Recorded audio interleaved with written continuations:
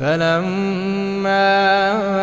أتاها نودي يا موسى إني أنا ربك فاخلع نعليك إنك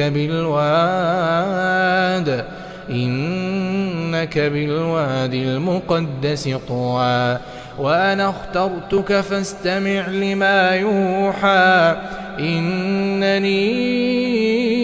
أنا الله لا إله إلا أنا فاعبدني وأقم الصلاة لذكري إن الساعة آتية أكاد أخفيها لتجزى كل نفس بما تسعى